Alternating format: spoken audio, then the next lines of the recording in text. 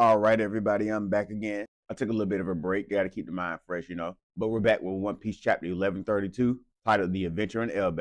So let's get into it. We kick the chapter off with Yamato's cover story. She is in what used to be Udon Prison, but now it is turning into the newly rebuilt Udon Castle. The chapter picks back up where the last one ended with the great Erickson at the Elbaph port. This kid comes out and meets the ship to greet them. You should recognize him because it's the same kid that Shanks was talking to at the bar before he took down Kid. Colin or Colin, however you pronounce it, he wants them to stop, but Dorian Broggy tells him that they're going straight to the upper world. The kid tells the lady in the bar that he's going with them because he wants to meet Luffy, and in a flashback, we hear Shanks telling Colin to remember the name Straw Hat Luffy. The bartender gives Colin food for him, his dad, and someone named Ripley before he takes off. In a beautiful double page spread, we see the Great Erickson approach a massive rainbow bridge that connects the sea to the second level of Elbaph. The Straw Hat crew are amazed to be crossing a rainbow bridge, while Broggy says it's a good day for rainbow sailing.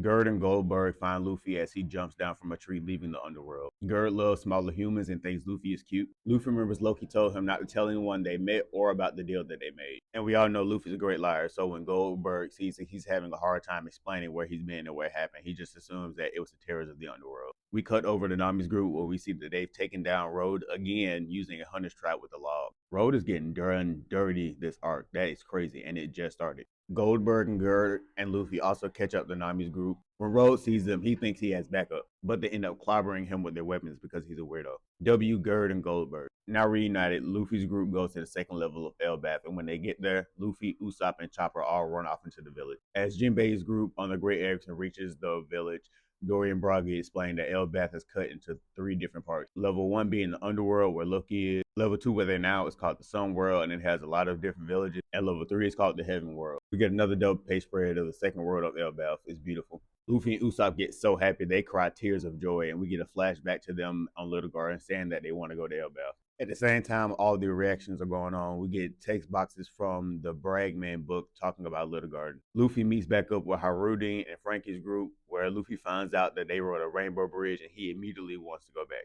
At the end of the chapter, we see a silhouette of a guy walking through the forest and a grizzly bear is walking behind him. The silhouette is similar to the one we seen with Crocus drinking in the chapter 631 cover. End of chapter, no break next week. I'm sure y'all have noticed I didn't talk about like the excerpts that much, but that's just because I'm probably going to talk about those on their own in a separate video. It's nice to finally start really getting into Elbaph. I can't wait to see how this king situation plays out. That's all from me, and I'll see y'all in the next one.